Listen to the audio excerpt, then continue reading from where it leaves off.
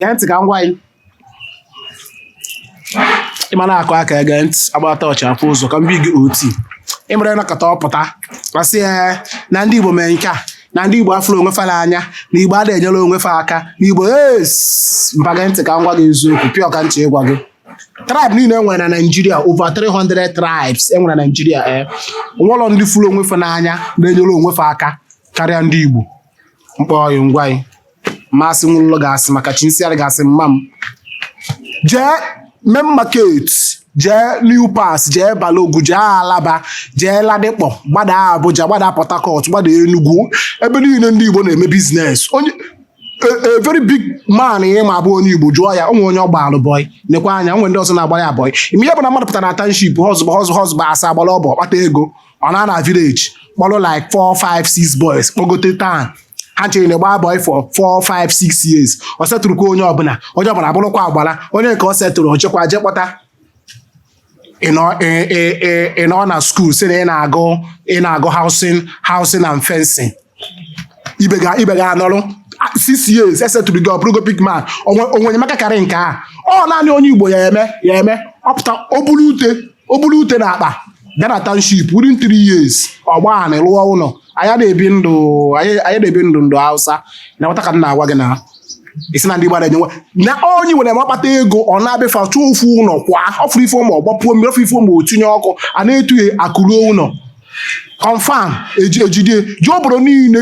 ime vileji niile ịma ihe afụrịrị ofu onye Igbo pụta melu vileji sọmcha ọfụrụ ife ụmụ ote ilo baba other tribes emenwuri ya ọkwenye nwe ego ọba ụlọ chebe mgbe gọọmenti na-efa anyị nwa na-ebu mata anyị n'isi na vileji unu ihe amagodu ofu onye ma ọ bụ ịbọ ma mgbada ịtọ anyị asị na ife ndị a megolo obodo ka enyemaka ọzọ ịchọrọ ka enyere gị mba ịchọrọ mgbe ịkụkọrọ aka ona abịa ekulu gị ebi gị 10 million oke apịasị gị tipikal example na nke iko ijenugo ụmụchukwu kedugo maka Dr. Godwin Mmaduka ijego ụmụchukwu fife ọlụlụ ndị ụmụchukwu even Peter Obi na-achị Peter Obi pegodo ntị na anịse Peter Obi kogodu isi Peter Obi pegodo mpe Peter Obi confirm God the man as a lawyer as every ọ lụrụ ha schools lụọ ụlọ ụka nye ndị Catholic lụọ ụlọ ụka nye ndị Anglican lụọ Fathers House nye ha lụọ monastery lụọ schools lụọ police station lụọ post office pịazie the highest hospital enwere na the whole of West Africa Obi kwado ụmụchukwu ọrụkwa Nigeria ọkwa onye nọ na US na-emere onwe ya business a medical doctor mana watch ihe ọrụ ndị befa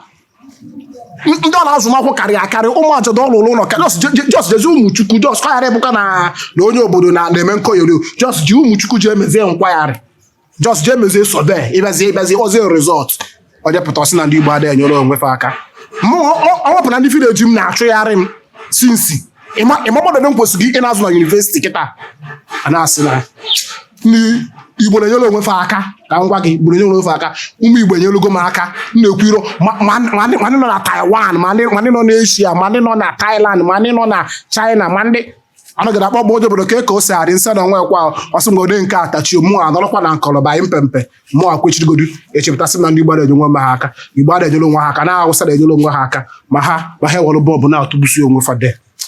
ndekwara ka m kwuo okwu too much unu meso na akpọ nka mgbagote supervise ọlụ a